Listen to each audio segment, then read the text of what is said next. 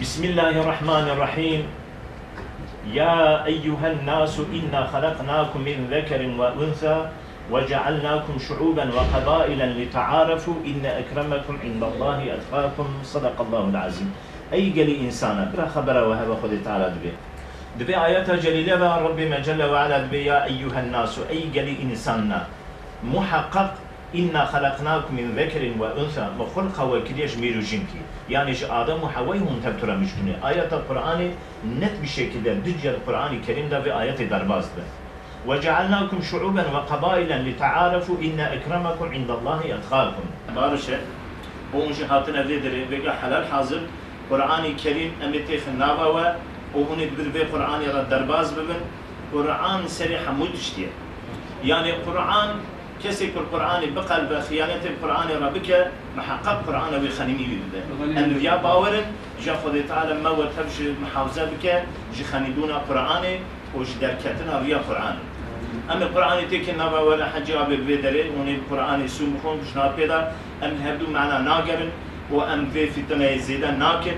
وأم بشتي في سلح في بارشة أم في خرا ناكن ون سوزي بدن خدي ورسولي خدي وهون بدن جماعتها حاضر بيناوي تشتك حاجة بالنبوة خبر دايت حقي ومقدار داجوي إنسان كتير حفصي وأوجي جويك مقدوريته ويجي هرا ودي تعالى جواتها برازبة أوجي باشا أنا زنده.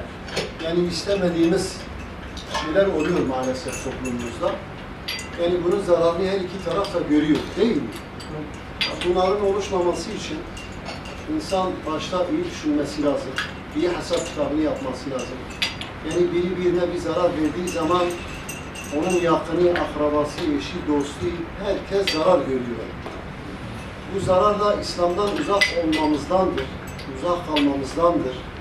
Allah Celle Celaluhu'dan habersiz olmamızdandır.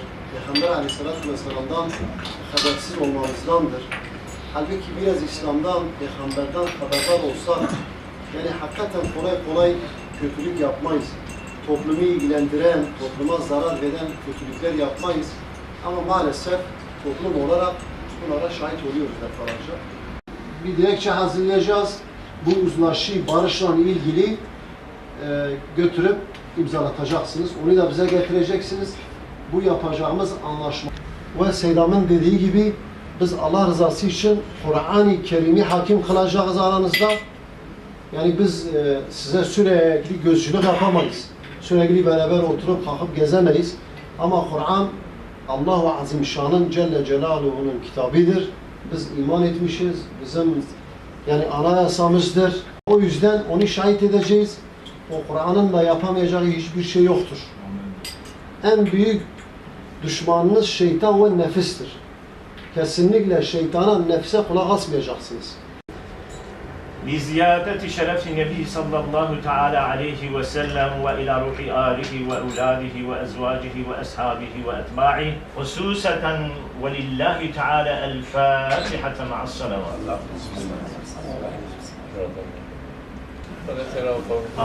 خذ جوار هذا. İsteyin. İmza hakkınızıyla helal edin. Adile taraflar da kendi aralarında şey yapabilir.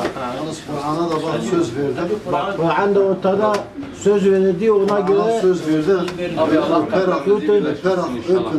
Öpün. Birbirimize zarar vermemek şartıyla bir daha abi kardeş gibi daha da şey yapacağız. Kur'an-ı Kerim Karşılıklı her iki tarafı. Allah-u Teala bize bu yolda gitmeyi nasip etmiş. Bir şeytana uyduk. Allah'ın izniyle inşallah abi kardeşliğe geçiniriz. İnşallah. Hepimizin önderliği Kur'an-ı Kerim üzerinde emin ederim ki bundan sonraki arkadaşlar arasındaki kargaşadan daha iyi gitmesi için söz veriyorum buradan. İnşallah. Kitabının huzurunda sonra cemaatin huzurunda söz veriyorum bu içimizdeki kırgınlığı bitirek. Kalpleri evirip çeviren Allah Azze ve Celle'dir. İnşallah kalplerimizi birbirine yakın etsin. Amin. Amin inşallah. Hepimize barış ve huzur olur inşallah. Adile barıştan beraber tokalaşın. خذي الخير والتبع مزن بك ماشي على